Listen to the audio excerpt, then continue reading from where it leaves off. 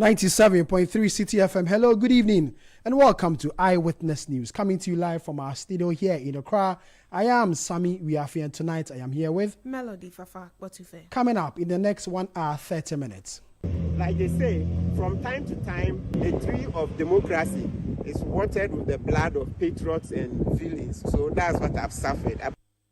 Private legal practitioner Martin Kpebu granted bail by the Office of the Special Prosecutor after he was detained last night. Tonight, we hear from Martin Kpebu. Meanwhile, the debate on the relevance of the Office of the Special Prosecutor dominates discussion on the floor of Parliament.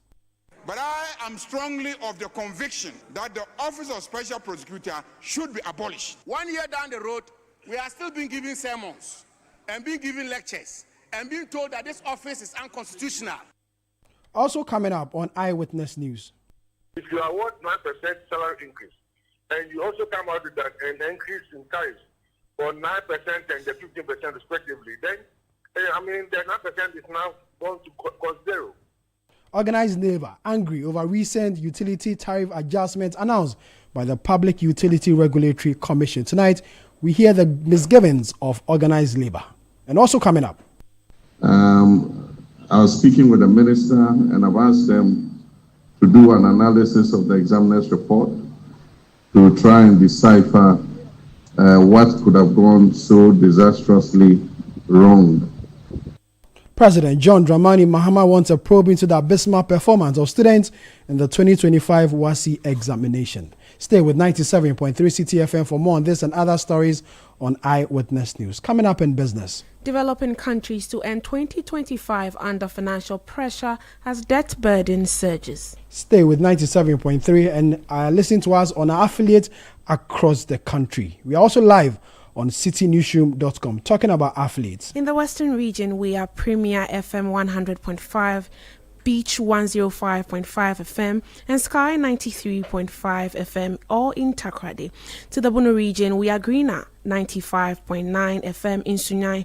In the Hafo region, Hamas Radio 106.5 FM in Goso. In the Ashanti region, tune in to Orange FM 107.9 in Kumasi.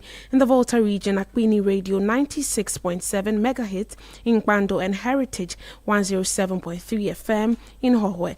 In the northern region, Dasuma 99.1 FM in Yendi.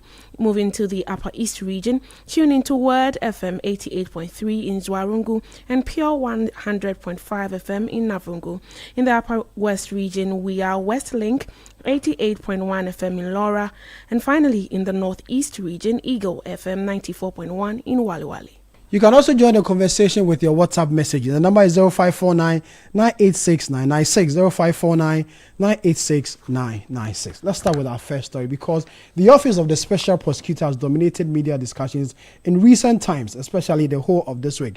The same matter dominated proceedings in Parliament today when the House was approving the budgetary allocation for the Office of the Special Prosecutor. Members of Parliament, especially the majority leader in the House of Parliament, wants the office to be abolished. According to him, the Office of the Special Prosecutor has lost its relevance. Let's hear the debate on the floor of Parliament. We should not see the call for the abolition of the Office of Special Prosecutor as an indication that those who are going to be held accountable will be let off the hook. Indeed, I will ensure that the process is even expedited. But I am strongly of the conviction that the Office of Special Prosecutor should be abolished. Whether we are going to do it through a private member's bill, as advised by Michael Quay, or that we will call on the executive to expedite a bill that we will consider and approve to abolish it, that is for us as a House to decide. But I think that it is high time we realize that that constitutional experiment is futile.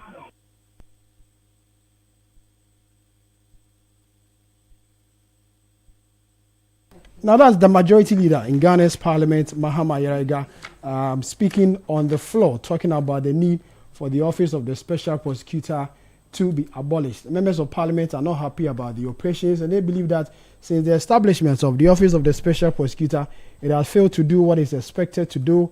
Until now, the office is unable to account for its activities. It comes on the back of the arrest or, well, I say, detention of private legal practitioner Martin Pebu, which has dominated media discussions since yesterday, because Mr. Martin Pebu has accused the Office of the Special Prosecutor of corruption and incompetence, among others. He was invited yesterday to appear before investigators, and he was detained and released. Today, he was asked to reappear, and when he appeared today, he was asked to bring some sureties leading to his bail, and he was granted bail today by the Office of the Special Prosecutor. Let's go back to Parliament again and hear the debate on the matter. But I am strongly of the conviction that the Office of Special Prosecutor should be abolished. Whether we are going to do it through a private member's bill, as advised by Michael Quay, or that we will call on the executive to expedite a bill that we will consider and approve to abolish it, that is for us as a House to decide. But I think that it is high time we realize that that constitutional experiment is futile. To say that because the Attorney General is appointed by the President and is a member of a political party, that he will not be functional or effective in fighting corruption. The OSP, is he coming from space? Who is nominating him? The same political process is going to generate the occupant of the Office of Special Prosecutor. So he will not be freed of that political pressure. If we want to be serious about fighting corruption, let's do it. Political leadership at the highest level must lead. This government has been in office for about 11 months now. Mr. Speaker, we haven't reported a single scandal. And we haven't reported a single scandal because of the political commitment to ensure accountability. And we are available. Show me any scandal and we will take the person on. Mr. Speaker, political corruption is a function of political leadership. If political leadership is determined not to be corrupt, they will not be corrupt. And when they are corrupt, they will hold each other accountable. It's not about creating fanciful institutions and giving them fanciful names. We have seen it. And big budgets with all sort of pegs. We've seen it. It's lived out and it's not working. Let's go back to what the Constitution has ordained. The money that we are giving to the Office of Special Prosecutor, let's resource the Attorney General's office. And I'm sure that this particular Attorney General will produce the kind of results that we expect of him. As it is now, there is some confusion in the system. Which corruption cases should the OSP, handle? Which one should the Attorney General handle? Which corruption cases should the YOCO investigate, and which one should the OSP investigate? When there's a corruption case and one runs and then places its hands on it, then the other is clearly, disabled from dealing with it. Even if the one that has rushed first to take it is obviously not politically committed to fighting it. So there's clear confusion. Institutions obstructing each other. Powers blocking each other. So I think that we should use this opportunity to streamline it. Let one person lead the fight against corruption as stipulated by this Constitution. And that is the Attorney General, and that is the Minister for Justice, and that is what is provided for in our Constitution. Thank you very much, Mr. Speaker. The leader of government business, the leader of this House, the majority leader, has had cause to rise up in this House to indicate that the Office of Special Prosecutor is not an office which is fit for purpose.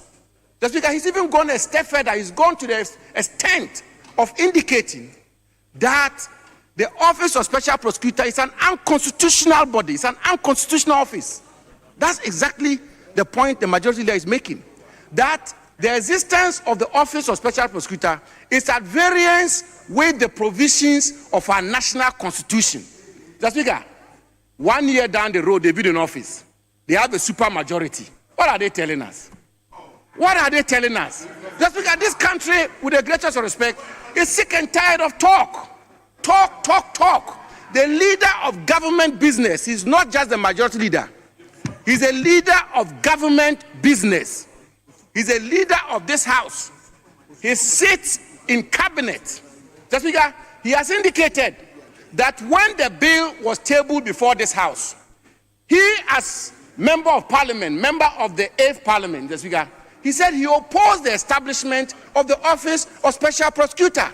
And he indicates that his party, the NDC, opposed the establishment of the office of special prosecutor. I have just indicated the policy rationale or the policy motivation for the establishment of that office by the Akufo-Addo government. Mr. Speaker, you yourself, you've indicated that you were also opposed to it.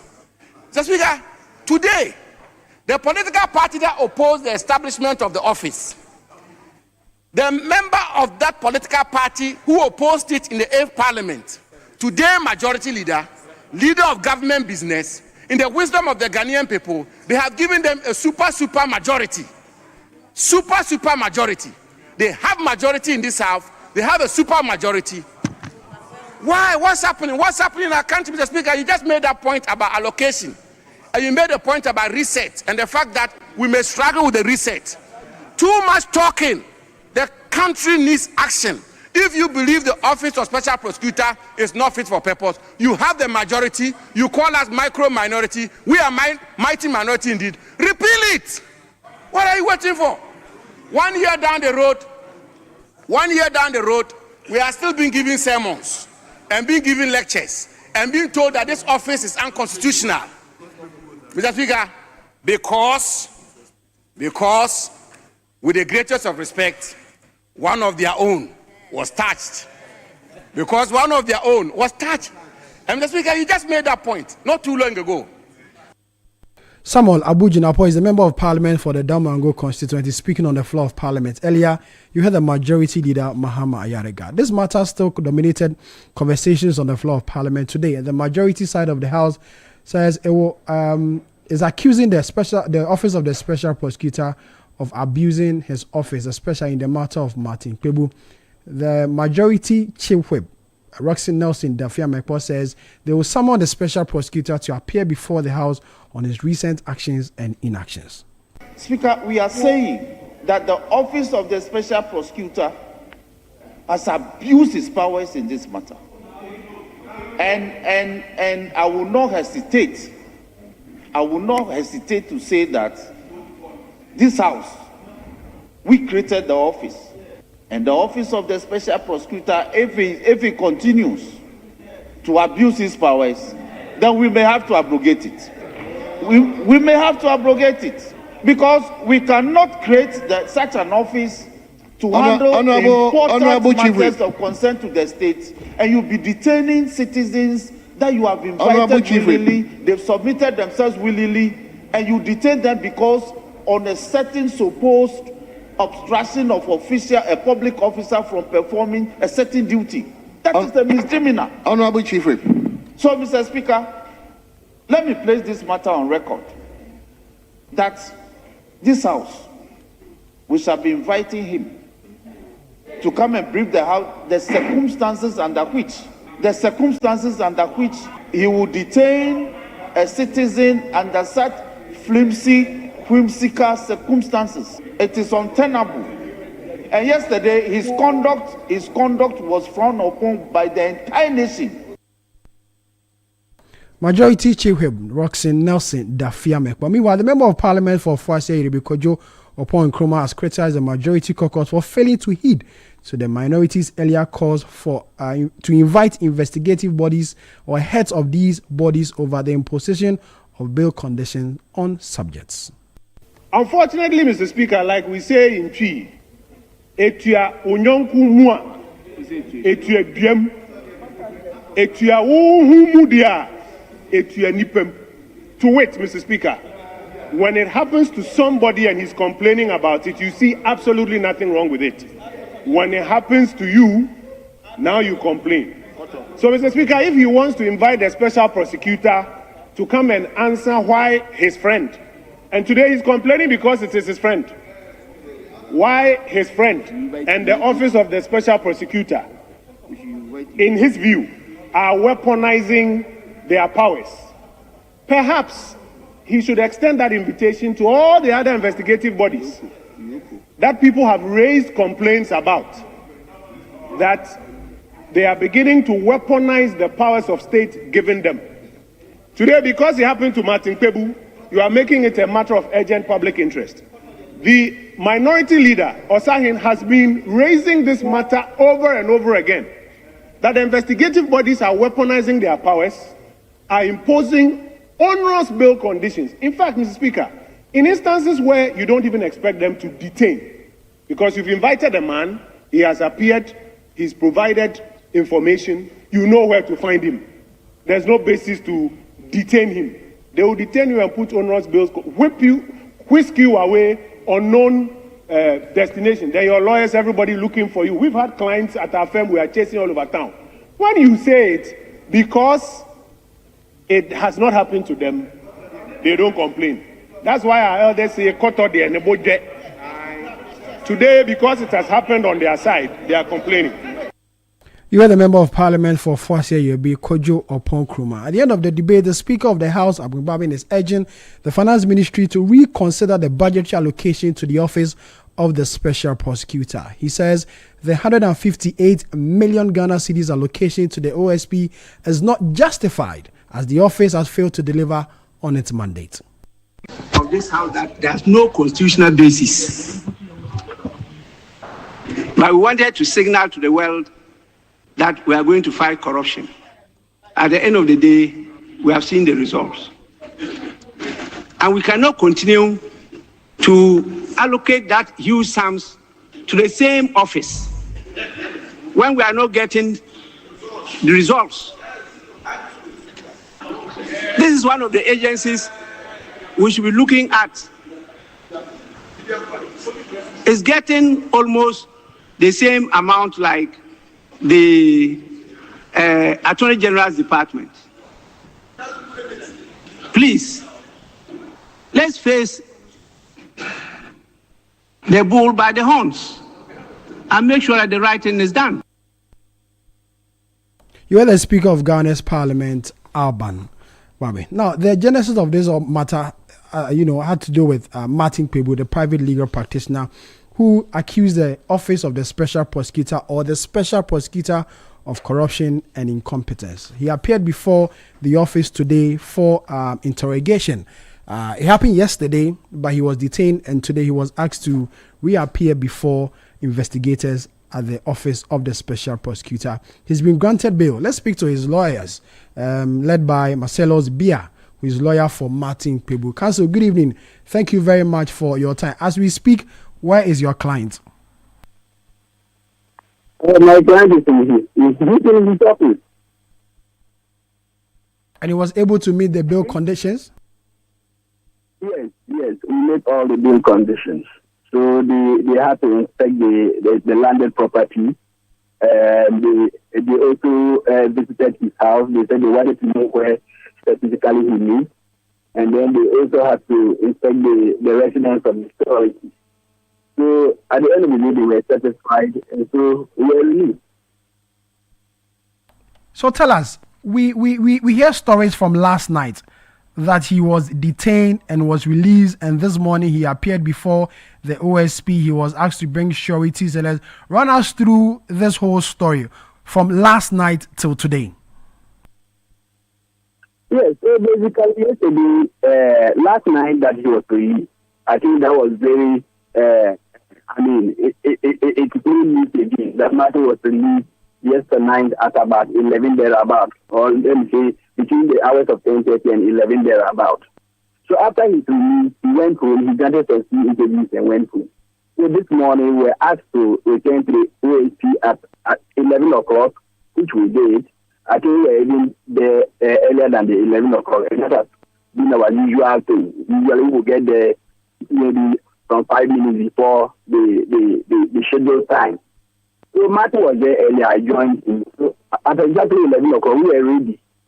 So eventually they came, and then right away they told us that the business for today would be to deal with the bill term, and that the interview panel was no longer available to deal with that matter. And for that matter, they were ready to make us meet with the team that will be dealing with the execution of the deal. So we said, okay, we're ready. So I think we spent about 3 hours at the office before we eventually went out to inspect the properties.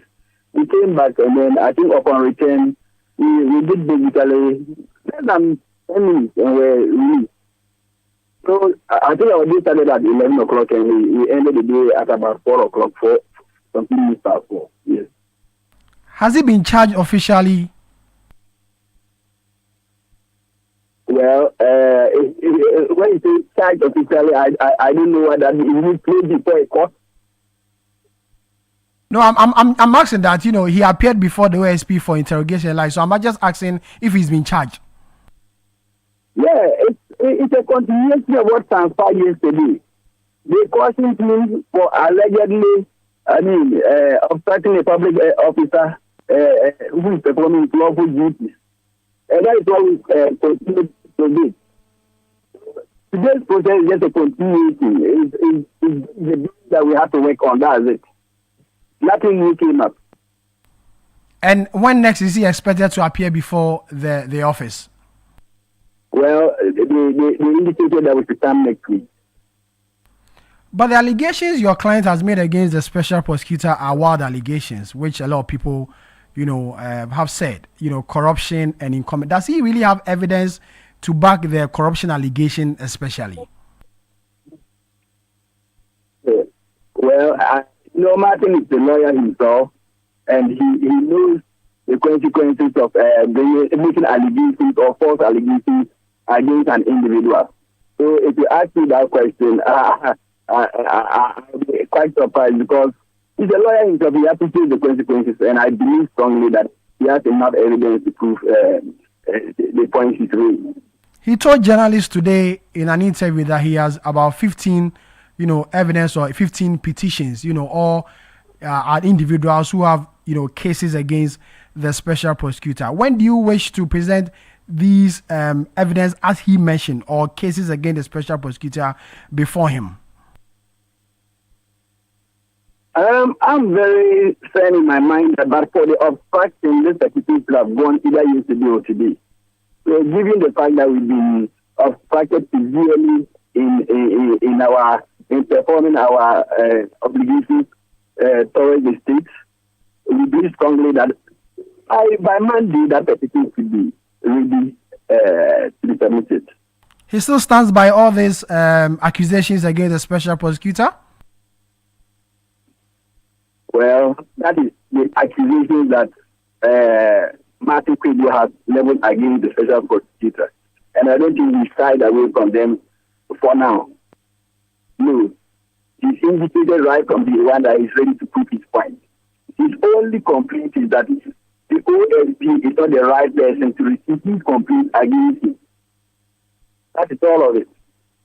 If the OSP is not the right, organization or the office, which office does he intend to, present it to?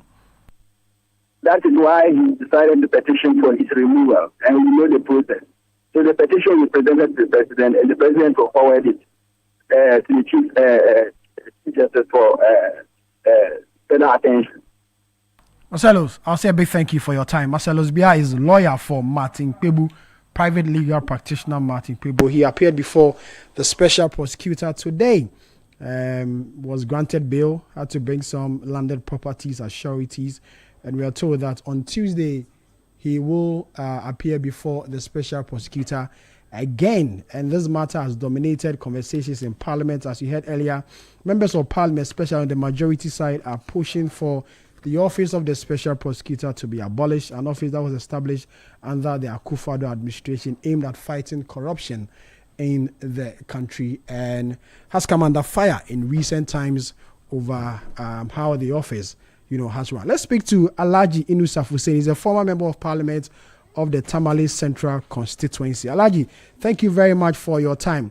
The office of the special prosecutor has come, on the spotlight for some time now, and I remember very well speaking to you some time back where you asked Ghanaians to be a bit patient with the office of the special prosecutor and the special prosecutor himself.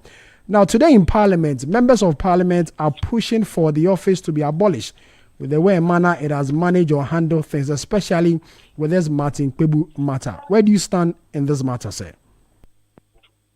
And nothing has happened that has convinced me that we need to cancel or scrap the anti-corruption agency.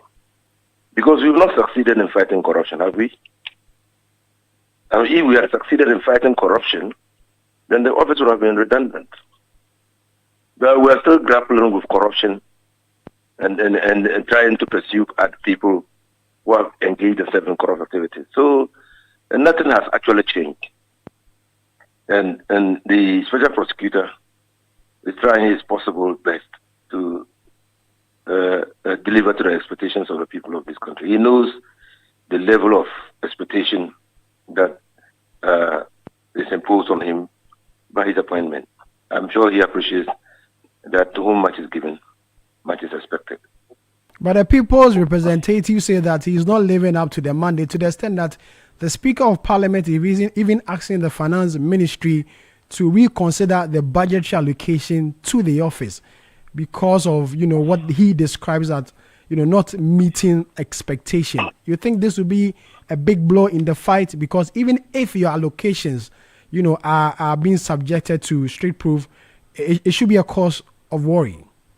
So it is government policy to establish the office of the special prosecutor to deal with a canker that has inflicted this country for a very long time. Government policy has not changed. A manifestation of a change of government policy will come from the executive, not the parliament, and least of all the speaker. So government thinks that the office of the special prosecutor must be continue to exist. It is the belief that the office of the special prosecutor serves a useful purpose. That is why the 2026 budget contains a provision for the office of the special prosecutor. So the rationale for its existence is further confirmed by the allocation made to the office. And I still believe that a lot is being done for the office of the special prosecutor. It is not about the individual. It is not about Kisia Jabin. It's about the office. And the argument that were advanced in 2007, and particularly in 2016, in the lead up to the 2016 elections, are still as relevant to our determination to deal with corruption in this country as in 2016 as it's relevant now. In fact, Ghana is a signatory to the UN anti-corruption resolution. I mean, we have signed the Convention Against Corruption, UN Convention Against Corruption, and that calls for institutional mechanisms to deal with corruption. We lose about $4 billion dollars every year to corruption, and the earlier we fought it with all the energy act, the better. Sometimes I have a feeling that we are just judging too hastily of an office that has just lived for barely 7 or 8 years. It appears to me that we are judging it too harshly. Alaj, they may be judging harshly because they said that they haven't seen, the office performing as expected. They've not seen any proper prosecution. They've not seen the office, moving aggressively in pursuing corruption as they envisaged it to see. A clear example is the Ken Ofori-Atta issue, where the interview he granted has been the trigger of all these calls for his removal. And so for the many Ghanaians, they've not seen proper action from the office of the special prosecutor. Hence the call for it to be abolished. You think they are wrong in that direction? while not trying to give fodder to the Ken Ofori-Atta issue, I beg to ask whether it was the special prosecutor who gave permission to Ken Ofori-Atta to leave the jurisdiction. Ken Ofori-Atta, when he applied to the chief of staff for permission to travel out of jurisdiction, I will hasten to assume that the chief of staff believed that Ken Ofori-Atta will return to this country and probably subject himself to investigative processes that have been initiated into his tenure as the Minister of Finance. The chief of staff who gave Ken Ofori-Atta permission to travel is in this country. He's not traveled out of the country.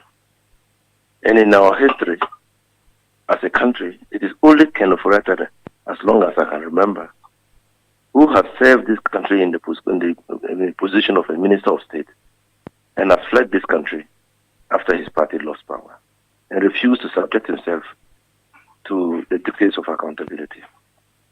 Once upon a time, there was another Minister of State, a Deputy Finance Minister, Victor Salome, who was outside the country, who was wanted to assist the investigative agencies in a matter in which they were handling. He returned to this country. He was outside when he was wanted. He returned to this country and he was arrested at the airport. He willingly submitted himself to the investigative process. Nothing except Ken Ofori-Atta from that state of affairs. So why do you blame the special prosecutor when everybody gave Ken Ofori-Atta the benefit of the doubt, and particularly the chief of staff gave Ken Ofori-Atta the benefit of the doubt that he would return to the country to stand trial or to aid or assist in the investigation? So I say that yes, is worrying. Yes, we did not want that to happen. Yes, to whom much is given, much is expected. We had given the Ken Ofori-Atta the opportunity to serve this country. He served this country, but we think that he has questions to answer. Why is he making it impossible for the investigative agencies to get him to answer those questions? So I don't blame the special prosecutor for the inability of Ken Ofori-Atta to submit himself to the requirements of the law and to assist in the investigation. A dutiful and responsible citizen of this country will do that, will submit himself or herself to the dictates of the law and assist investigative agencies to unravel the truth or otherwise of his involvement in what happened in the SML debacle. If the matter had been in court, if the special prosecutor had started the prosecution, Ken Ofori-Atta would have been under bail of sorts. And that matter would not have been, the blame would not have been put on the special prosecutor. But he would have said that he's run away from the prosecution and the court would have made the appropriate orders or continued with the prosecution of the case. They allowed the prosecution to continue with the prosecution of the case. Now, be it as it may, I remember the corruption risk assessment that was done by Martin Amidu as special prosecutor. Martin Amidu did not go to court on many occasions.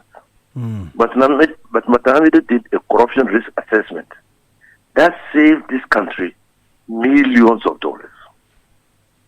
How do you rate? I mean, and that was the office of the special prosecutor. You remember the LaBianca case? It didn't go to court. Yeah. But that compelled the corruption risk assessment, compelled LaBianca to pay back to the state the waivers that she had been given. It didn't end up in court. The SML, it is the conclusion of the investigation into the case by the special prosecutor that has emboldened the president to cancel the contract. Alaj, you know how much. There are many who have also said that, with all this happening and the number of petitions to the president for the special prosecutor to be removed, Kisi Ajabe is a fine lawyer, a sharp brain. The best, maybe a lot of people have said that the best for him to do is just to resign. So at least, as they say in Chi, Asemfana Semko. Well, I'm not talking about Kisi Ajabe. I'm talking about what the office has done. And I'm talking about what I know informed the establishment of the office and the effort and industry that was put into establishing that office. Mind you, we had to navigate the contours of Article 88 to establish that legal framework. It was a balancing act. The Parliament itself invested in the Committee on Constitutional, Legal and Parliamentary Affairs to travel to different countries, about 3 countries, to learn how those countries, empowered the Office of the Special Prosecutor to do its work, and what were the potential pitfalls that the Office of the Special Prosecutor could land in. And when we came, that informed our understanding of what we wanted to do. Civil society organizations too participated actively in crafting the legal framework for the establishment of the Office of the Special Prosecutor. It's just 9 years or 8 years down the line, and we are already restless. We think that the office is not fit for purpose. Well, Ghanaians are not patient enough, perhaps. We are restless. And we see how corruption is eaten into our moral fiber, and then we think that we must deal with it. Okay. But fighting corruption requires time. Alaj, thank you. Thank you as always for your time. Alhaji Yusuf Hussaini is a former member of parliament for the Tamale Central constituency and speaking to us on the issue bordering the special prosecutor. This is Eyewitness News coming to you live from our studio here in Accra. We'll go for a quick break. When we come back, we hear from the Trade Union Congress. They are fuming over a recent utility tariff adjustment announced by the Public Utility Regulatory Commission. Eyewitness News. Be there as it happens. Who is calling me this odd hour? Hello. Good evening, Kwame. Good evening. We are into baby foods and would like to introduce... Wait a minute. How did you get my number? You just use ways and means to find people's numbers and be calling them by heart. No respect for privacy or anything at all. Oh, Bra Kwame. Is your business privacy ready? Do you collect and use information of people in your line of work, like their name, number, location? You might be doing the wrong things. Whether you're a big company or a small one, you must respect people's right to privacy. Register and be certified by the Data Protection Commission of Ghana. It is the law. You will receive the necessary training, advice, and guided on the right systems to put in place to help protect information you collect about people. Register your company. It's simple and online. Visit www.dataprotection.org.gh to register. Privacy is the responsibility of everyone. Remember, privacy is personal. Oh, Jopana. Go. Google me. At what time when you come back, we are not hear the sound of your car? Why you buy new car? No, I not change my car. It be the same, right? It be the fuel way I change. Way one shouts it. Ever since I started using the all-new Excellium Premium Fuel, fortified with 3-in-1 action. Oh, Joe, now my car they run like electric car. No, it's so. This is the type of fuel where they want to. Because now engine they cost. Where they want for way if I buy it, it go protect my engine. And with the small way I buy, I go drive, sir. Absolutely. It's like strapping a turbocharger to your engine and giving it a protector. And what they bust my mind, Seth, be the 3-in-1 action, no? Excellium, they prevent up to 99% of deposit. It be anti-wear, some be anti-corrosion. Won't pay when I open them. Hey, so where can I find this magical fuel? Just head over to any Total Energy service station and your car will thank you. Hey, then make a finish my gobe fast, then rush go Total Energies. My friend, but why your hand my gobe inside? I give you info. Make a fill the gobe too small. Go. Excellium is designed to protect your car engine, decrease fuel consumption, and lower CO2 emissions. Don't say fuel, say Excellium. Choose Excellium, choose quality. Ghana's biggest real estate event is back, and it's even better. Looking for your dream home? Want to invest in land or explore real estate opportunities? Then don't miss the 8th edition of the Mikasa Home and Property Fair. Meet and connect with Ghana's leading real estate developers, mortgage providers, home improvement experts, and more, all under one roof. You'll also get access to free seminars and expert-led info sessions covering everything you need to know about buying, financing, and owning property in Ghana. Date 5th and 6th December 2025. Venue, the Icon Event Center, East Legon, a minute drive from the East Legon Tunnel. Time 9 a.m. to 7 p.m. each day. Attendance is absolutely free. Register at mikasa.com/fair. Headline sponsor, Gold Key Properties. Platinum sponsor, Clifton Homes. Media partner, City FM and Channel 1 TV. To exhibit, call us on 050-168-0737 or email us at info@mikasa.com. Accra, are you planning that big church convention or must-attend events this season? Don't let communication slow your momentum. With Wiggle Vision's voice and SMS services, you can reach thousands of people in just seconds. Send personalized voice messages, instant reminders, event updates, and registration confirmations, all with one click. No internet? No problem. Wiggle's reliable USSD and bulk SMS platforms keep everyone connected, anytime, anywhere. From vibrant churches in Osu to event planners in East Legon, everyone's switching to Wiggle Voice and SMS to keep their audience engaged and informed. So why wait? Talk to Wiggle Vision today. Call 055-417-059 or visit wiggle.com.gh.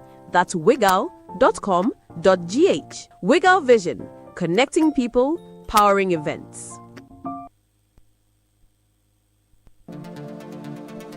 Make a choice. Go for it. You need support to achieve.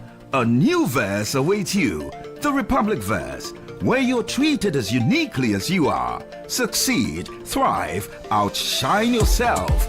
This is our verse, the Republic Verse. Join the Republic Verse and big up. Republic Bank, we're the one for you. Get ready for an unforgettable night, an evening of prestige, glamour, and pure celebration of excellence. The Ghana Real Estate Developers Association, GREDA, presents the GREDA Awards and Dinner Night 2025. Come and be part of the biggest night in Ghana's real estate industry as we celebrate milestones under the theme, Resetting the Housing Agenda under the 24-hour economy. GREDA Government Collaboration. Date, Saturday, 6th December 2025. Time, 6:30 p.m. on the dot. Venue, Kempinski Hotel, Gold Coast City, Accra. Special guest of honor, His Excellency John Dramani Mahama. Special guest in attendance, Speaker of Parliament, Right Honorable Alban Bagbing. Be a part of a historical night and book your seat. For inquiries, call 024-130-1973 or 024-803-1533 or visit greaterghana.org. The Greater Awards and Dinner Night, celebrating distinction, building the future. Let your voice be heard on Eyewitness News on Facebook at facebook.com/city97.3, Twitter at twitter.com/city973, and Instagram at instagram.com/city973 with the hashtag Eyewitness News. You're welcome back. You're still listening to Eyewitness News, coming to you live from our studio here in Accra. Let's go to the camp of the TUC now, because the Trade Union Congress is unhappy over a recent tariff adjustment announced by the Public Utility Regulatory Commission. The Commission announced a 9.86% increase in electricity and 15.92% in water tariffs set to take effect from January 1st, 2026. The TUC, in a statement signed by its Secretary General Joshua Ansah, says workers cannot accept these increments or increases unless the government comes back to the negotiating table to up the wage increase for 2026. Anything short of that, the TUC will mobilize workers to resist the implementation of this increase in utility tariff. Let's go to the phone line and speak to Dr. Edmond Adinkra Dakon. He is Director of Research at the TUC on this matter. Doc, thank you very much for your time. The TUC is not really happy about this tariff, and you say that the government should return to the negotiating table for an increase in the base pay, or exactly what do you mean? Thank you, my brother.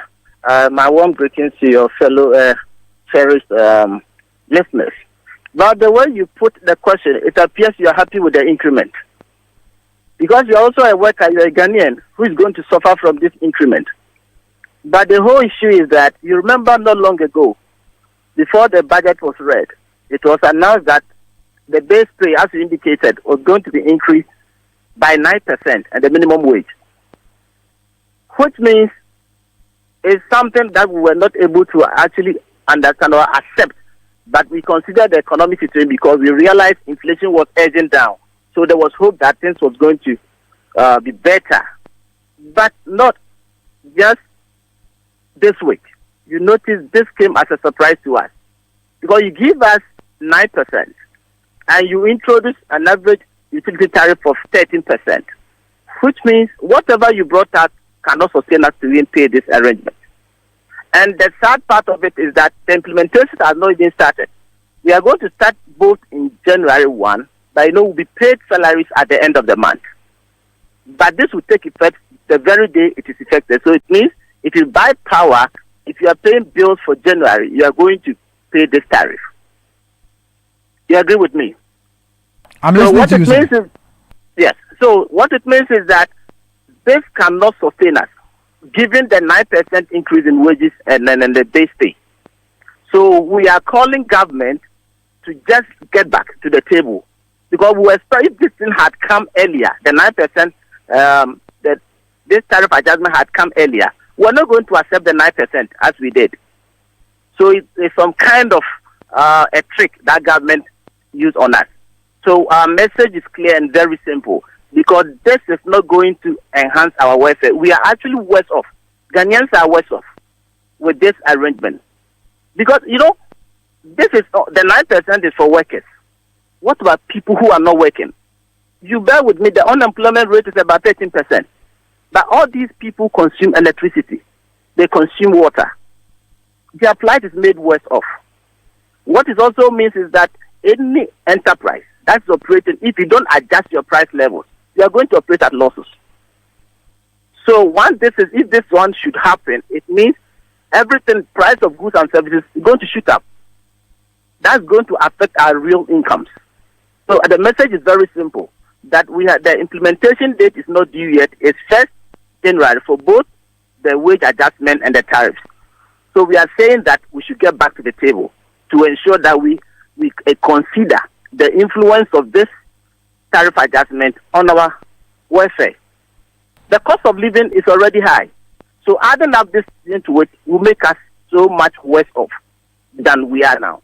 So if we accept this, it means we didn't even go for the negotiation. Because we are totally worse off as Ghanaians and as workers in general.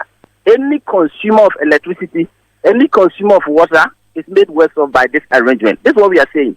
That, okay, it's not implemented. Let's go back and ensure that the right thing is done to ensure that our welfare, if it's not maintained, we shouldn't be made worse off. This is a simple message we are putting across. What sort of intervention are you expecting? We want to go back and revise ours upwards, or government shouldn't implement the tariff increment at all. We are either going for better or enhanced adjustment to our salaries and the minimum wage, or this tariff is not implemented. So the options are very clear. And what if government does not listen to your plea? I think in the letter you realize that Monday, organized labor will meet, have a press conference, and the next line of action will be taken. Doc, thank you very much for your time. Dr. Edmond Edekradakon is the Director of Research and Policy at the Trade Union Congress. This is Eyewitness News, coming to you live from our studios here in Accra. You've been sending a few of your WhatsApp messages, and let's read a few of your WhatsApp messages coming in thick and fast. Akapo Jr. Says, once Martin Kwebu and others have decided to trigger the eviction of the special prosecutor, it will be better for him to humbly resign before he's shown the exit. Baba Chairman in Tamale says Lawyer Martin Kpebu is enjoying the fruit of his labor, having called on the MPP to be voted against and all sorts of names, landed property power for a bill for misdemeanor. Oh, Amagana is in trouble. Abi National Inwa says my petition is almost done and very soon I will add it to the petitions that will ask the president to remove the OSP or the SP from office. He has failed in the fight against corruption. We the people of Ayarifa says the OSP is relevant. Let the president reappoint Martin Kpebu, Martin Amidu, and let's see what he can do. Akasorke Joseph says, I agree 100%. One of the legacies of former president, which is no clear relevance to Ghanaians, is the Special Prosecutor's Office. Ghana, since Nkrumah era, has existed. I don't really understand what you're trying to say. Jones Adoboyinla says, good evening, Sammy. In as much as I agree with Martin Kpebu has not flouted the law, I will play with him to tone down a bit. The OSP, regardless, being powerless under the previous administration, removal is the option now. Kennedy and Onipayede says special prosecutor must go and the office must be abolished. The special prosecutor is only arresting individuals without prosecuting them. This is Eyewitness News coming to you live from our studio here in Accra. We'll go for a quick break. When we come back, we'll do business news. Eyewitness News. Be there as it happens. If home is where the heart is, then let's go home, shall we? Let's go where the entertainment is, where the passion is, where the laughter is, and sometimes even the tears too. Let's go where we feel safe enough to share our opinions and send tweets, where we do that embarrassing little dance to our favorite song. Let's go home where the love, the care, and the joy live. There's no place like home. Connect your home to super fast internet with affordable data bundles from MTN Home. Visit broadband.mtn.com.ga or your My MTN app to sign up today. Everywhere you go. My hands are champion, creating temptation. 100% natural kibo. Ginger, garlic, onion. No salt, no MSG. No preservatives. Steam them natural. Chicken, fish, and meat. Yes, Kivo 3 in 100% natural ginger garlic onion powder. Incredible aroma. Champion taste. This advert is FDA approved. Ginger, garlic, and onion. 3-in-1 Kivo.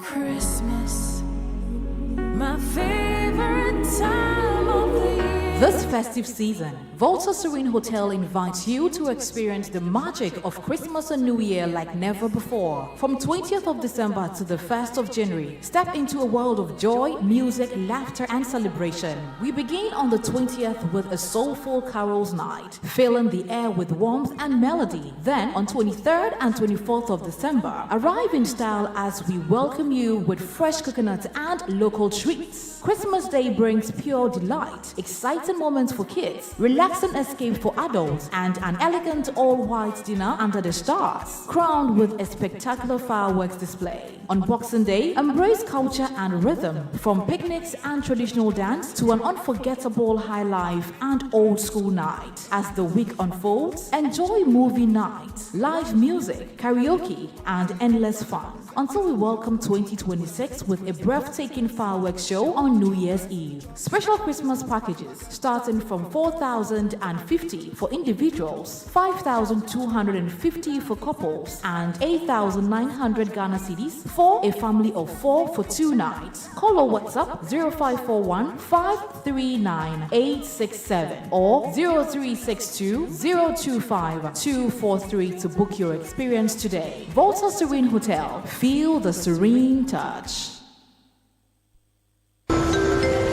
Flight 715 is now boarding. Welcome to the Stanbic Bank app that makes you live a lot more like topping up my electricity before ECG do me yawa. That's smart. And you have to send mom money. Forgot? Easy. We'll just transfer from the app. We are about to take off. Okay, let me also enable my travel notice. It was that easy, huh? Ah, complete. Now I can use my card abroad without it getting declined. Hey, you forgot to pay your water bill. The guys are outside to disconnect. Wait a minute. Water bill payment?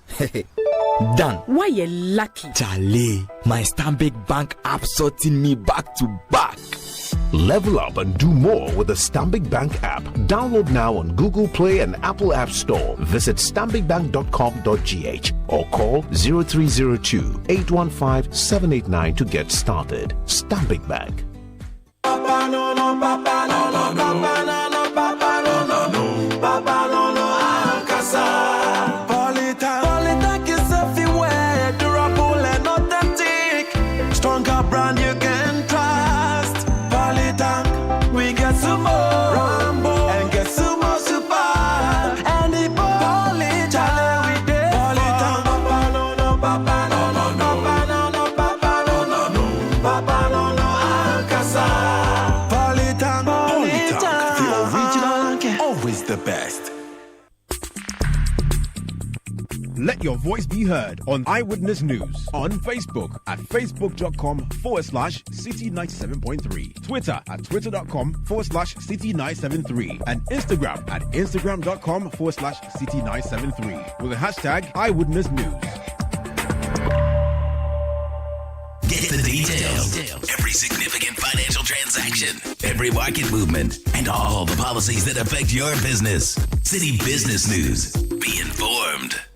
Time now for City Business News on Eyewitness News. I am Melody Fafa, but to further details of our stories now.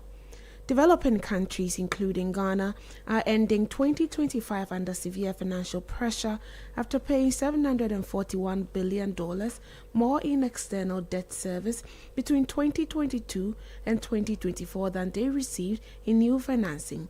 This means money is flowing out in repayment than coming in as fresh support, a situation worsening financial vulnerability across emerging markets. Many low and middle income economies are now struggling with limited room to invest in growth, infrastructure, and social protection. There's more in the following report. The scale of the shortfall is detailed in the World Bank's latest international debt report, released in December, which warns that low and middle income economies are now facing their most severe financing pressures in decades as rising interest costs and shrinking access to credit tighten conditions. The report highlights mounting fiscal distress, with interest payments alone soaring to $415 billion, diverting resources away from health, education, infrastructure, and other essential services. External debt stocks reach a record $8.9 trillion, including $1.2 trillion owed by 78 low-income countries eligible for IDA support. Although global interest rates peaked in 2024 and international bond markets temporarily reopened, the relief proved costly. Investors provided $80 billion in net new financing, but at average yields of around 10%, far above pre-2020 levels. At the same time, countries undertook $90 billion in debt restructurings, the highest since 2010, as they sought to avert default. The human impact is worsening. In the 22 most heavily indebted countries, 56% of people cannot afford the minimum daily diet required for healthy living, underscoring the social toll of rising debt and tightening global financial conditions. That news desk report was filed by Sheba Araba Benin. Now, Finance Minister Dr. Kasia Watoforsen says Ghana is beginning to record real and measurable progress in its fight against inflation as the country posts another month of broad-based price declines. Inflation fell to 6.3% in November 2025, the lowest since the 2021 rebasing and the 11th consecutive monthly decline.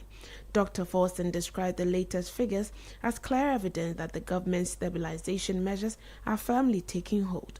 He welcomed the significant improvement in food prices, with food inflation easing from 9.5% in October to 6.6% in November, but he stressed that the gains extend beyond food. Away from that, the business community is reporting a general reduction in the prices of goods across the Ghanaian market as improving macroeconomic conditions begin to filter through to consumers. According to the Food and Beverages Association of Ghana, FABAG, the price cuts are being driven by a more stable cedi and declining inflation, easing the cost burden on enterprises. Executive Chairman of FABAG, John Awuni, tells City Business News these developments have created a more favorable business environment in 2025. And for the first time in several years or decades, I would say you'll find out that prices of goods are reducing, and that has not been the culture in this country. The culture in this country is that whatever goes up remains up and up and up is going. But we have seen in the marketplace, particularly within the food and beverage sector, prices dropping significantly. We had the prices of rice, sugar, oil, and all that. These are prices that have gone down from where they started from in the beginning.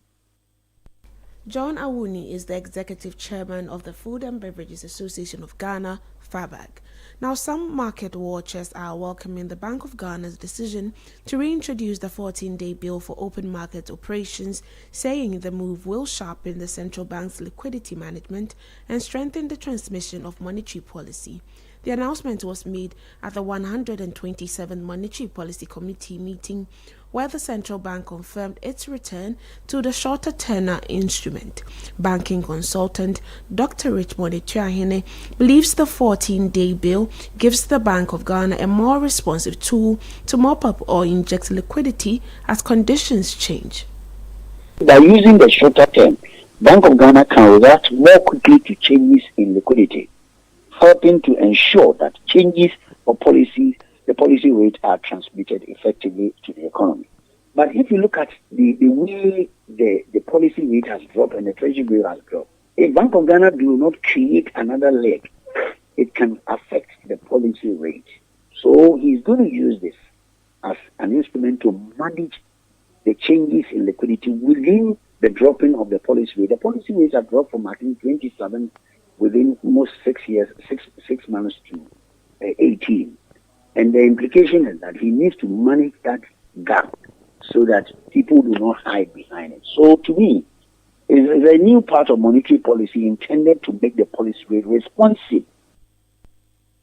That was banking consultant Dr. Richmond Etuahene ending this edition of the City Business News on Eyewitness News. I am Melody Fafa. But if up next is Point Blank. Eyewitness News. Be there as it happens. The Kakamotobi come out in the festive season and they are as scary as our bills. But we don't want to miss out on parties, family and festivals. Whether you say Akwaba, Maraba, Wezo or Obake, EcoBank says tap into Vibes in the 5-star enjoyment promo. Be one of 10,000 lucky winners when you deposit multiples of 400 Ghana cedis or take a loan in multiples of 4,000 Ghana cedis to win up to 1.5 million Ghana cedis in cash and prizes. 1-year insurance cover, gift vouchers and more. That's not all. Use your EcoBank card, mobile app, USSD or POS to transact and enjoy up to 15% discount. Tap into Vibes with EcoBank. T's and C's apply. Bill shouldn't scare you. EcoBank, the Pan-African Bank.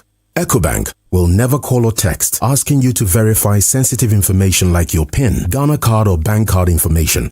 Pay better attention to details. Are you feeling tired after a hard day's work? Have you lost your appetite even for your favorite dish?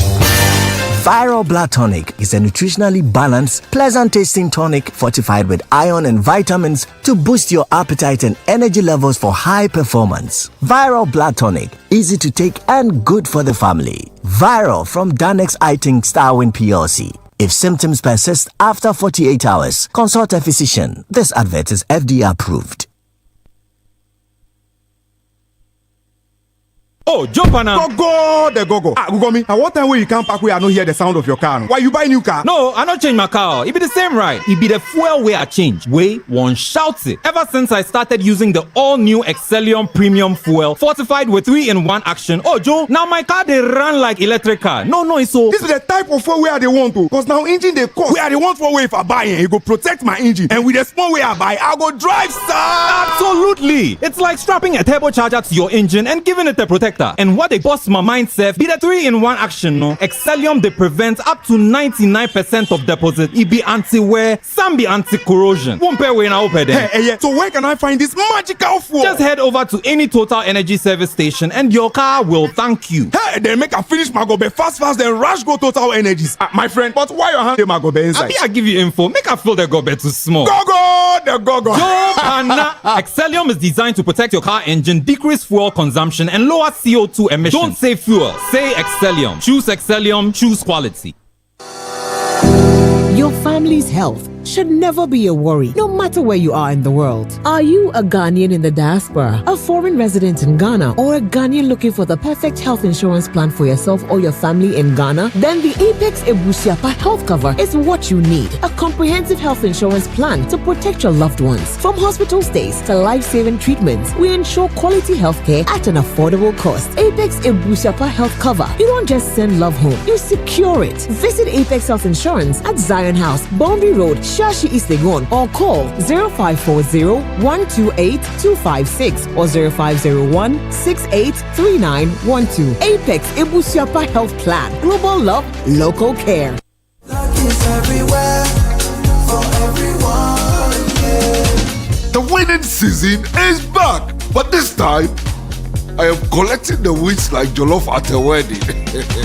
The luckiest season 3 is here. Your chance to flip your luck or maybe your bank accounts too. 2 easy ways to join. Dial *712#. Hit 1 to buy for you or 2 to gift a friend. Feeling lucky? Pick 1 for a random number or hit 2 to choose your own. Pay with mobile money. Done. You're in. Or go to theluckiestafrica.com, click community tickets, choose your number or let the system do so for you. You can buy a ticket for your boo or your favorite barber. Pay with Momo or card if you're abroad.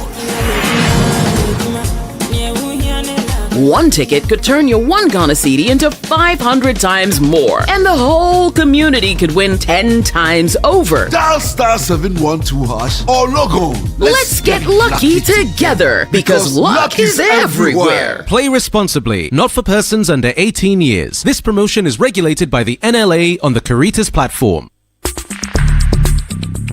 Let your voice be heard on Eyewitness News on Facebook at facebook.com/City97.3, Twitter at twitter.com/City973, and Instagram at instagram.com/City973 with the hashtag Eyewitness News.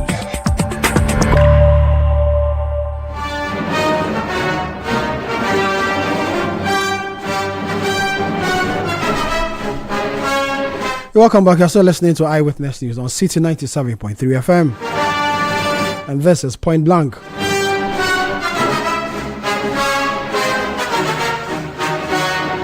My guest tonight on Point Blank is the Member of Parliament for the Pru East constituency,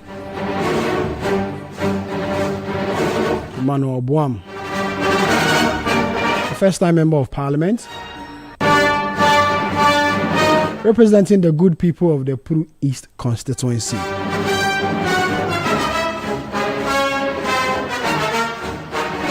In the Bono East region. He's my guest tonight. We'll talk about parliamentary activities, constituency, and a controversial statement he made recently on the WASSCE examination results.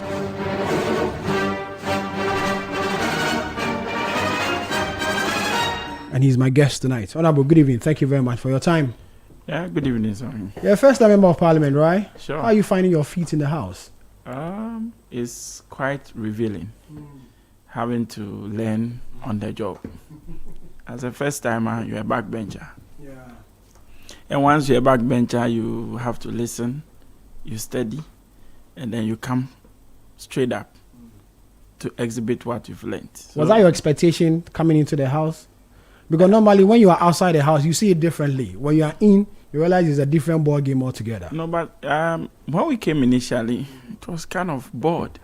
So you're going to sit here throughout hearing, and at a point we felt that why do you have to be seated for close to about 13 hours, sometimes 15 hours?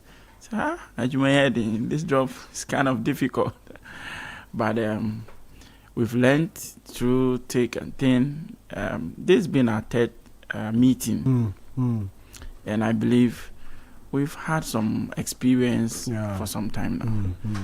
And I'm enjoying it, especially where we are now, where you are moving motions, they are laying reports.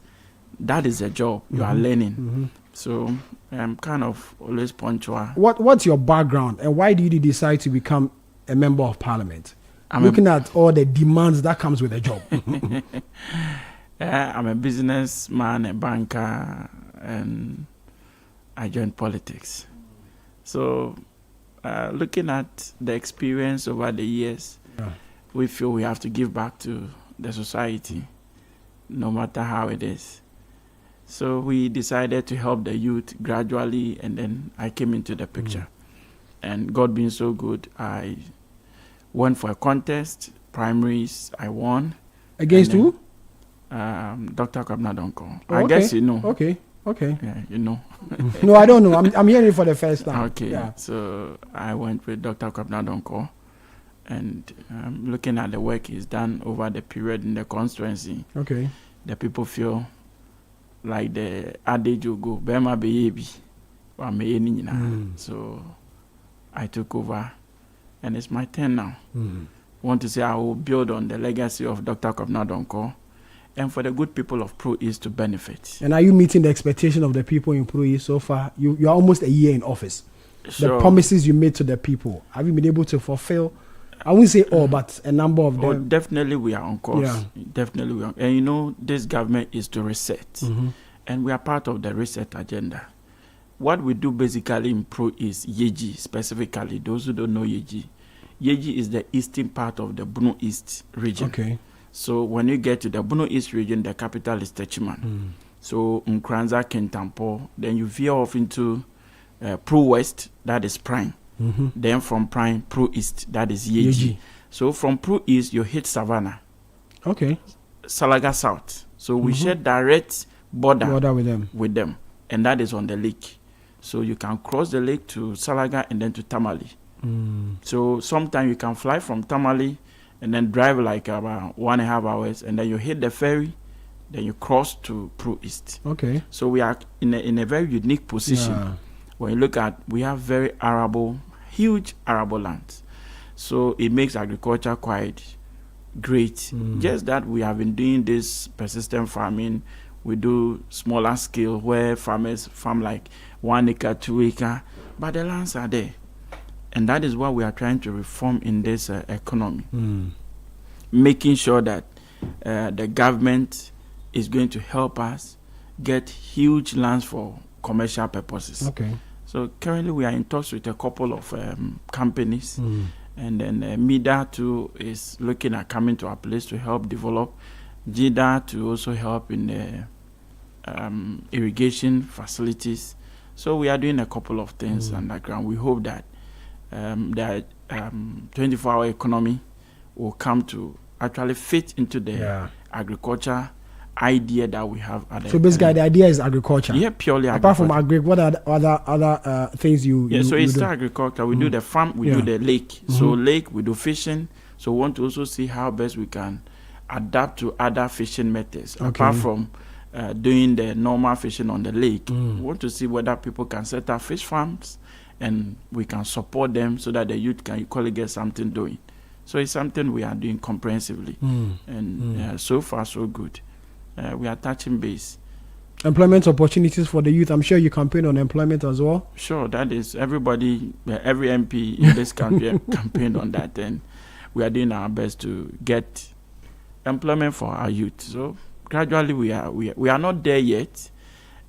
In my constituency alone, for military, I got over 100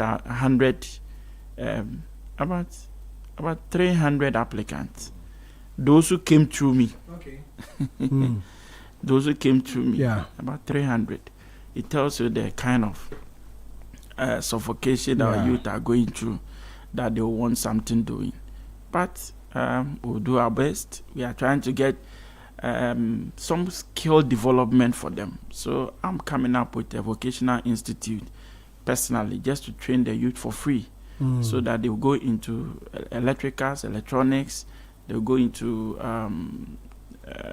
catering, and then fashion design. These are the 4 trade areas I want to focus in training the youth, so that at least, even if not at the constituency, we can still export them to other areas and get something for them to do. You know, poverty levels at our place is quite huge. Okay. Yeah, it's something, the poverty levels are. I wish one day you pay a visit there. But God being so good, we are trying to do sustainable policies that can give the youth work to do. And that is exactly what we are aiming at. Let's go about infrastructure. Your road network, how is it like? Bad. Very, very bad. But your government, which is the NDC, has promised the big push. Are you benefiting? Is the constituency benefiting no, from it? For now, we are not beneficiary to the big push. We are going to be part of it the next year. That's 2027. Because 2026, it considered part of Bono East, which is through the Nkranza Techiman of Enclave. Then we hope 2027 it will pass through our enclave, because when you look at the western corridor, the eastern corridor, it comes straight through to Dambai. So Dambai is the other part of us. So when you cross the lake and you want to come to Accra, you either pass through Dambai or you pass through Yeji, drive through Kumasi, and then you hit Accra. So that is part of the food basket of the country. Yeah. So most of the people who farm around Tamale, Salaga, and all those northern part mostly use our route, because it is not far from Yeji. Tamale is, let's say, 2 hours. You are in Yeji. Okay. And then, had it not been the nature of our roads, 3 hours, you get to Kumasi. And then from Kumasi to Accra, that one will manage off Anchor, you know. But if it's a busy town with commercial activities, as you say, you could have lobbied the government to benefit from the big push, because you're saying that from Tamale the farmers all come to Yeji before going to Chima and the rest. You could have lobbied enough to be part of it. We have, and that's why I'm confident telling you that we are going to be part of it in the next cohort. Yeah, we are going to be part of it. But when it comes to developmental issues, it has to sit with the government. So as I speak to you, we are part of the 24-hour economy market, and we are also looking at building the main market, the fish market. Okay. Yes. So that is the identity of Pro East. Everybody knows when it comes to Pro East, you get fish. Yeah. Being it dried, fresh, or the rest, smoked, or whatever, fried, whichever, you'll get it. Salted, the Kobe, the kind of momonis and everything, you'll get it there. So that is who we are noted for. And fortunately for us, we are also trying to see how the market will be much relevant to our enclave. Because when you take the Techima market, I can confidently tell you, Yeji is one of the largest markets we can have. Being it yam, being it whatever, we are still there. So we are just trying to see how we can develop. We have a nursing and midwifery training college. It used to be only midwifery, but we've been able to add a nursing, which is also helping the economy, the local economy, as we know. We also have a few challenges which we are trying to put on top. For instance, education. When I came in, I tried to reward teachers. So I organized a teachers award scheme, which considered much of our people who are overbank communities. What mostly our issues are, teachers don't want to even come to Yeji as a capital. Okay. How much more crossing to the overbank communities? So we decided to put in an award scheme for those who have sacrificed their livelihood there. Because sometimes those areas, no network. Mm. You don't have any form of network, being it call, being it internet, whatever. You don't have it. You don't have electricity in all the areas, because they are kind of island and island communities. So we are now thinking of taking the solar renewable energy program to that place, which we had a shortcut in some early this year, and the contractor is already mobilizing to site. So these are some of the initiatives we've taken, and we believe that once the places are open, those communities are opened up, it becomes very easy to post teachers there, and they will also stay. So these are what we are trying to do. Let's go to Parliament now. Yeah. You came under fire recently for this story. It says the Member of Parliament for the Pru East constituency has accused the former Akufo-Addo administration of deliberately creating conditions that enable widespread malpractice in the West Africa Senior School Certificate Examination to boost the pass rate of the free SHS policy. On what basis did you make this allegation? Sammy, thank you very much. Let me put on record that whatever you might have heard, whatever you've seen, is not different from the reality on the ground. Tell me about it. Yes. So let me take you a little beyond 2016, a little beyond. Let's go back. Our students, as we all know, used to be preparing for their exams. So you come into senior high school level, first year, second year, third year, you write your exam, right? Then we came up with free SHS.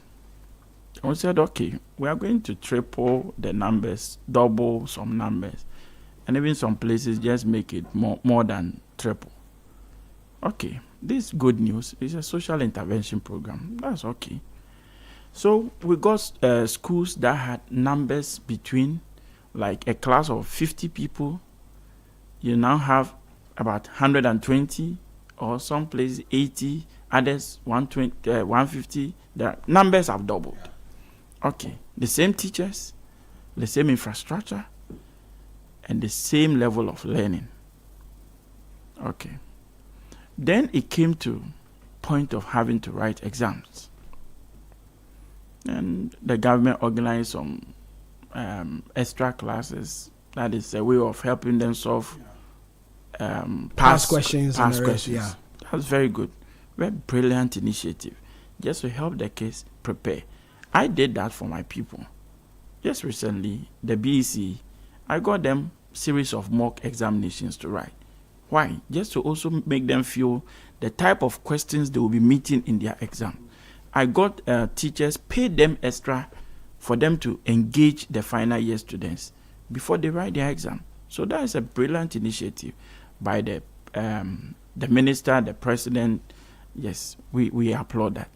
But it got to a point, the indiscipline in our senior high schools got out of hands. It got out of hands completely, to the point that people come to register and they don't show up for classes because they are engaged effectively for like a month, and then they go home for like 2-3 months. So even with the whole 1 month period, this child might not be able to show up, and the teacher is unable to even track those who are regular or not, because it's subject teaching in the senior high school. And when it gets to the point of registering, because it is a flashy program and we don't want to have qualms about it, everybody who started should be registered. And then the students get registered. They went in and then the results wasn't as expected. That was when the interventions came in. So when the interventions came in, people began to have some kind of threats from the leadership of education, telling them, your results are not good.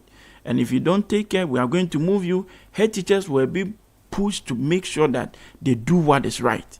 Doing what is right, how do you assess a head teacher or a headmaster with the performance of students whose indiscipline has even gone way to the rooftop?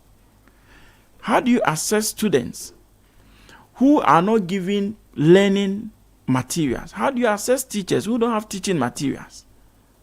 And this is not like it was a secret. It was known to everybody. It is in the glare of the public that our teachers are complaining there are no textbooks. They don't have teaching and learning materials for the kids. Okay, there and then we went into examinations.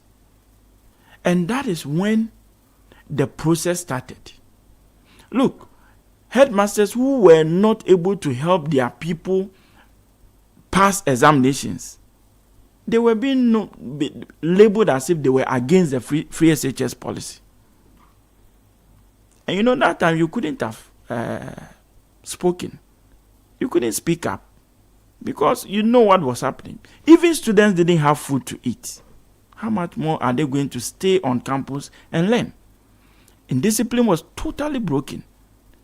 A teacher cannot order any student about. You can't actually push anything on the student because that is the ultimate thing. Come to think of this whole thing. This student go into examinations, and then we have a process, a systematic thing. Somebody solves exams at the examination hall on the board. Write it on the board. You saw it? For the students to copy. You never know about this? You saw it? You never know about this? I'm asking the questions. No, I'm asking you. I don't answer questions. I ask the questions. You ask the questions. Yes, you saw it? But Ghanaians saw and I'm asking they know if about. You saw it. No, me, I have a lot of evidence to what I'm telling you. Okay. I have a lot of evidence. And wherever they call on me, I'm ready to share those evidence with them. And this is not a secret. This is known. I'm telling you. And those who have gone the high-tech level, they solve type or they write, photocopy it for each one of the students, and then they write. Look, WAEC was able to intercept most of these ones. To the point of even mobile phones. You know, just last week, I asked the Minister for Education about examination malpractice and the cancellation of WASI. Way before I think I asked before the results, the release of the results. And what did he say?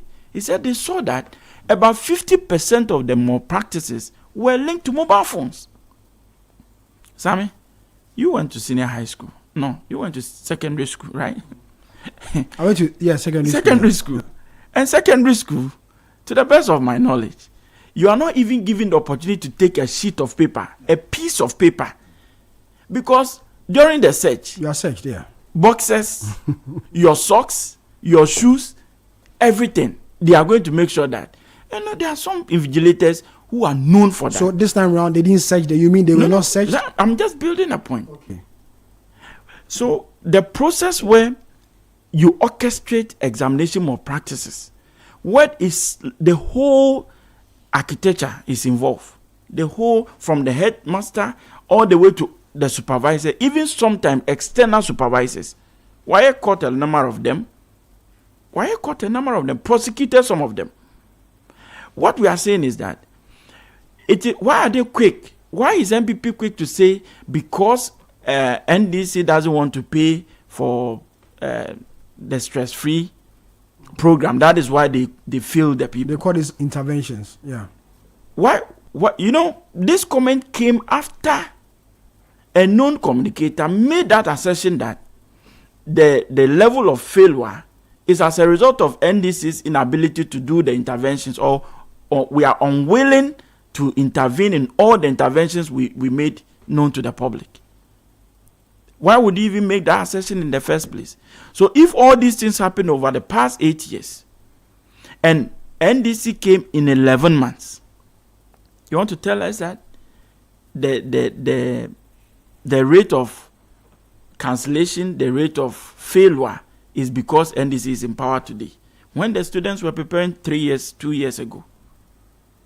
So it's better placed that whatever we did in time past, that is what has orchestrated what we are seeing today. Because Rome was not built in a day. Education, preparing for examination, is not in a month. It's not in 3 months. is when the kid is in first year, JHS1, SHS1, you start preparing for WASI. Yeah. So you don't blame the government, which is barely a year old, that they are the cause for the performance of the poor performance of the candidates. No, we don't do that. And likewise, we don't want to say that it is the MPP, but we are telling them that it is a canker. It is something that was built over the period. But we have come to solve it. We have come to make the challenges in the education sector, we have come to surmount them. These are challenges, these are problems. We have come to surmount them. That is what we want the good people of Ghana to understand. And the minister told you that we are even going to rebuild our curriculum, where we are going to infuse integrity into the curriculum. You might wrap up for me. My time is up. Because look, this curriculum we are talking about, the minister was emphatic on it. It is, parents are made to pay levies in the name of examination support. And then a subject is like 50 cedis. Some people charge 100 cedis. We have evidence to all this, and these things happened the past 8 years. So if I'm telling you that the Akufo-Addo government knows about it, systematically, if your minister who is in charge of education does not have to crack the whip because teachers, headmasters were all made to come into the picture, and then there's this pass rate, who else should we lay the problem at? Whose doorstep should we lay the problem? Okay. It is at your doorstep. Thank you. I thought this issue wasn't supposed to be politicized, but then it is never. It's like no. Hold on. It is never like the two political parties are not taking a entrenched position on this matter. I wish the MPP never said that we are contributing to the level of. If MPP said that, NDC must also come. No, but we are just making analysis. This analysis being made. We need to be realistic. Okay. We need to be realistic. Time is out. No, we need to be realistic. It's 7. We need to move. Wait, we need to be realistic. We need to move. Let me conclude. In 30 seconds. Let me 30 conclude. seconds. Yes. What we are saying is, we are not politicizing the issue.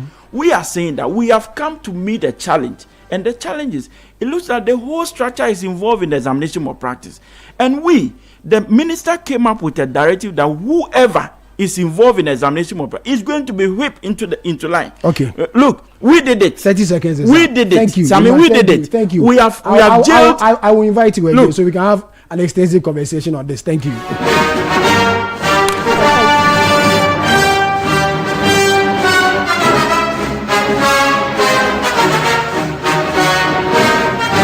My guest tonight on Point Blank, Emmanuel Boam, Member of Parliament for the Pru East constituency in the Bono East region. My name is Sami Wiafe. Earlier you heard Fafa Melo, the show produced by Kwabena Wilson, technical assistant from Emmanuel Latte. So we come here again to more.